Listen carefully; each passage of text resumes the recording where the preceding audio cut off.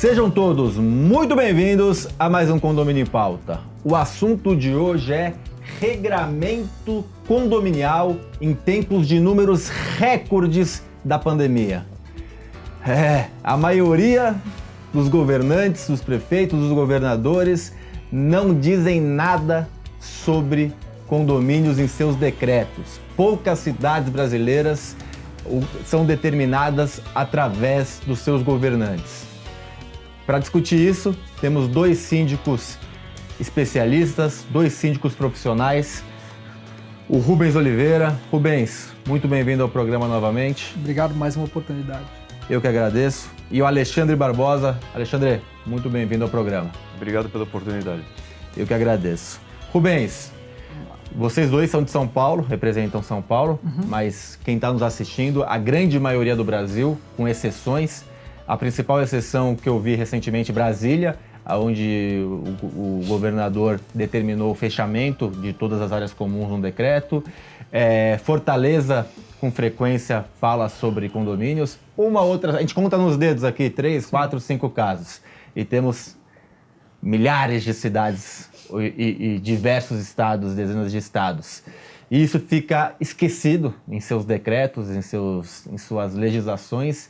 E fica na mão de quem? De vocês, síndicos. Como lidar nesse momento que estamos com números recordes? Estamos gravando hoje, é dia 29, acho, não é isso? Sim. 29 de março de 2021. Ontem e anteontem estão morrendo mais de 3 mil pessoas, 3.600 pessoas. Caos no sistema de saúde público e privado. E feriado. E muitos, por exemplo, aqui em São Paulo, hoje é feriado, semanas de feriado, as pessoas dentro de casa. E o regramento, Rubens? Tudo depende, né? Como a gente sempre aprendeu.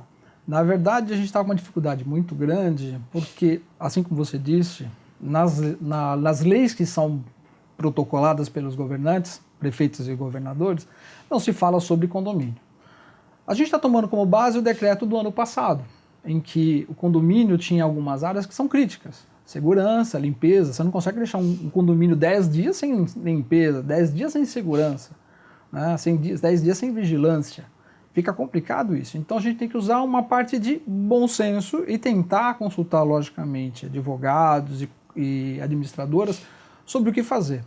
Nesse sentido, inclusive, tem dificuldade também, porque a gente tem administradoras que dizem, faça isso, e tem administradoras que fazem, não faça, faça diferente. E você trabalha com alguns condomínios e com algumas administradoras. Assim como também advogados consultados têm opiniões diferentes. Sim. Mesmo porque não existe uma verdade absoluta nesse momento. Se fosse escrito preto no branco, na hora de sair o decreto municipal, olha, essas áreas estão liberadas a funcionar, não há problema. A gente entende até que é uma dificuldade grande regrar isso. Porque você vai para dentro de um condomínio, eu tenho um condomínio grande, que é quase um condomínio clube, que fechar todas as áreas é quase impossível. São 1.000 e tantas pessoas que circulam pelo condomínio. Você não pode viajar, você não pode sair. Você tem muitas pessoas com Covid que hoje em dia não mais falam sobre isso. Não respeitam o isolamento. Porque às vezes são assintomáticas ou têm sintomas leves. Ou até não comunicam. Né? E aí você fica naquela, porque tem medo, inclusive, de ter um problema com os outros condôminos, né? Eu conheço gente com Covid que vai trabalhar. Eu conheci gente que pegou o avião e foi para Fortaleza. E estava com Covid, certo, teve febre no domingo e viajou na segunda-feira. Então é muito consciente a pessoa.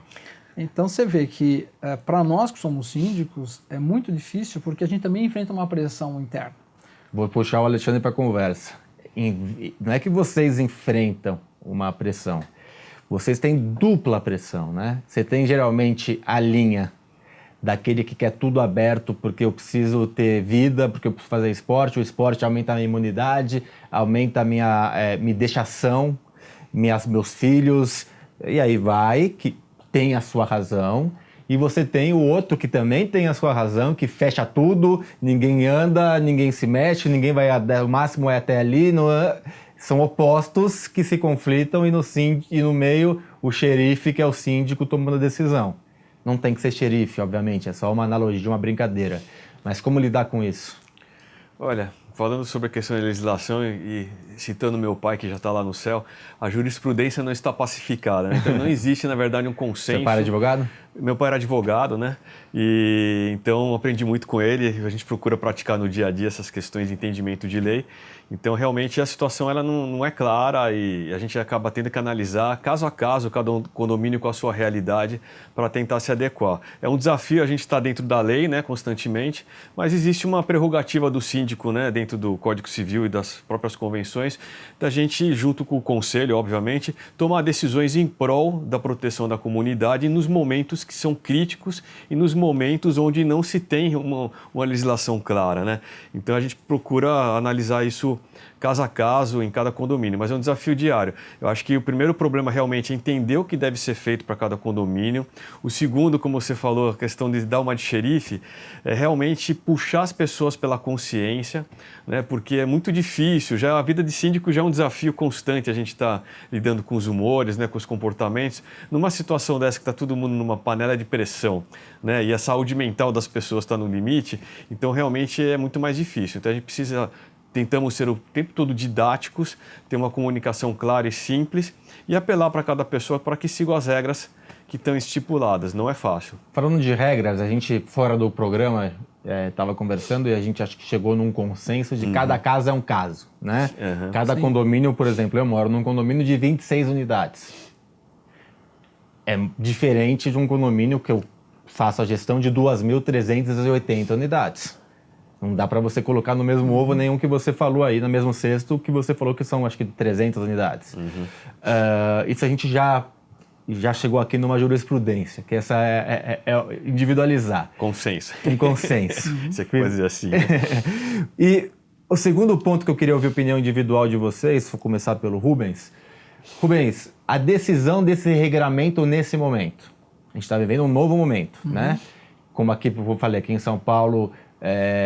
feriado, mas no Brasil inteiro, caos na saúde.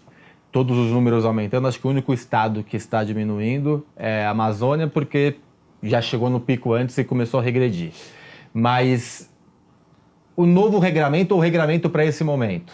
O síndico decide junto com o corpo diretivo ou chama-se uma assembleia virtual para decisão? Qual o seu entendimento? Na verdade, assim, a gente está fazendo, como eu disse no começo, depende. Para cada tipo de condomínio, a gente está adotando uma situação diferente. Então, quando o condomínio é pequenininho, são poucas pessoas, eu também tenho condomínios de 9 apartamentos, um por andar. A gente colocou lá uma regra, as pessoas entenderam, as obras paralisaram e as pessoas estão vivendo suas vidas. Num condomínio grande, de 100, 300 unidades, eu estou chamando o conselho para participar comigo. Então a gente ouve o conselho e toma a decisão. Se eu levar isso para a Assembleia, isso fica mais demorado para se entender, porque tem as particularidades. O prefeito fez o decreto semana passada. 10 dias úteis para a gente chamar uma Assembleia, eu não consigo. Sim. Eu tenho que decidir antes. Então a gente acaba decidindo junto com o conselho. E aí toma as decisões que a gente acha mais plausíveis para o momento, dentro do bom senso que a gente encontra, espera que as pessoas tenham. Alexandre, você, qual a sua visão? É muito parecido com o Rubens, eu procuro em todos os condomínios discutir com o conselho, né? Não tenho o hábito de tomar decisões monocráticas, digamos assim. Acho que qualquer tema a gente tem que estar sempre envolvendo o conselho, tem que ser um trabalho de time, né? E nessa situação particular, eu não tive nenhum caso que eu conduzi através de assembleia ou uma enquete, porque, na verdade, se você for perder a opinião das pessoas, todo mundo, a maioria vai querer que libere, né? Então, nesse momento, como dizia meu pai também, né? Democracia demais estraga. Então, o que eu procuro fazer é manter o diálogo com as pessoas. Então, além do conselho, algumas pessoas trazem ideias, trazem justificativas, e à luz desses comentários que as pessoas trazem, ou a gente justifica porque elas têm ou não razão, e se elas tiverem razão, a gente traz para consideração e adotamos a sugestão quando ela é válida, né? Tem alguma área que você acha que não deve abrir de jeito nenhum, ou ainda você acha que tem que ser discutido caso a caso? É caso a caso, né? Mas, assim, via de regra, o que a gente tem procurado fazer é pôr limites em algumas áreas. Por exemplo, salão de festas, obviamente, por ser uma área fechada, e churrasqueira, que a gente chegou até num condomínio a liberar por um período para baixar o estresse, né? Mas era para usar um apartamento por dia, e daí o pessoal começou a também abusar. A gente teve que fechar a churrasqueira desse único condomínio onde foi permitido. Depois, a academia é muito comum, a gente tem escutado relatos de vários colegas no Brasil inteiro de ter permitido o uso, questão até de saúde, né, mas controlado, uma hora para cada apartamento, né, principalmente quando as academias não são muito grandes.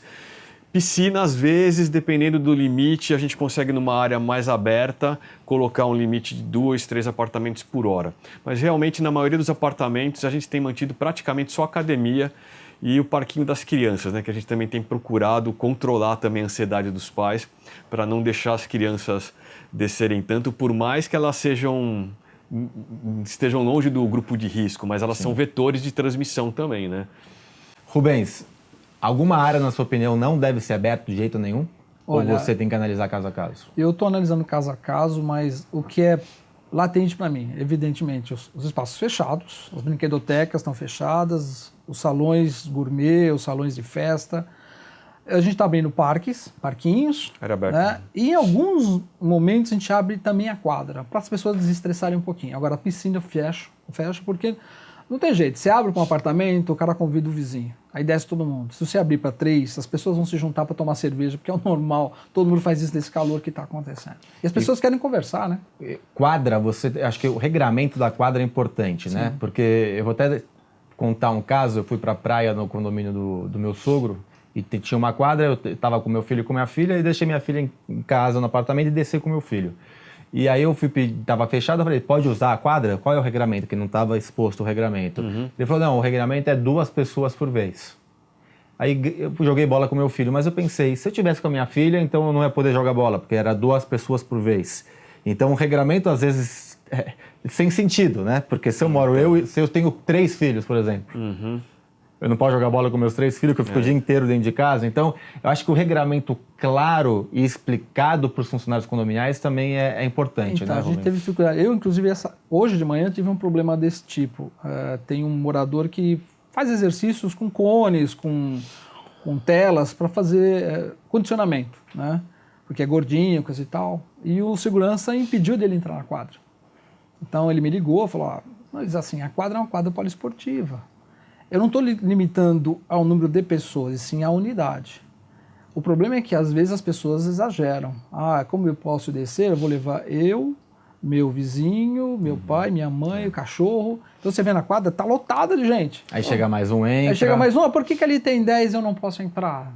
Entendeu? Então, assim, é bem complicado. O bom senso das pessoas, o cumprimento da regra é bem complicado. Você quer agregar alguma coisa nessa questão das quadras? Fazendo uma correção em relação à situação que se viveu, eu acho que o critério que seria mais razoável seria você permitir o uso no isolamento daquele âmbito da família, dentro do próprio apartamento, né? Como você falou, às vezes eu posso ter 3 filhos, né? Não posso descer no mesmo elevador que os meus filhos, não posso usar academia, eu e minha mulher, por exemplo, a gente já vive junto, né? Então não faz muito sentido você isolar por número de pessoas. Eu já tive requisição num condomínio para falar só 2 pessoas por elevador. Pô, mas e se for 4 pessoas, 5 pessoas num apartamento, vai descer 2 vezes o elevador para ir para a garagem, para sair? Não faz muito sentido, né? Então, eu acho que esse isolamento por célula, né, do apartamento, eu acho que faz mais sentido. Mas realmente tem que evitar visitantes externos, né, mesmo quando sejam parentes, né? Não, mas é meu tio, mas teu tio às vezes pode carregar um vírus, e eu já vi situações dessa ocorrer na prática. Não, e aí é difícil, começa se você abrir a sessão, né? Mas eu estou vivendo com meu tio, convivendo com meu tio, é a única família que eu convivo. Mas aí, desculpa, vou ter que abrir uma exceção. Como que eu vou falar que o seu tio pode e o tio dele não pode? Exatamente. Bom, já falamos aqui de quadra, eu acho que esse é um ponto importante. Eu quero continuar o segundo bloco falando disso, de como segurar esse meu tio, meu primo, o filho... E as festas dos apartamentos? Festas, obras, tem coisa pra caramba, vou colocar vocês contra a parede. E aí sim vocês vão ver esses síndicos profissionais, como e o que eles têm que lidar no dia a dia. Não perca esse segundo bloco, que promete. Curta o nosso canal, curta o nosso programa, compartilhe, siga. Vamos disseminar informação de qualidade e até sexta-feira.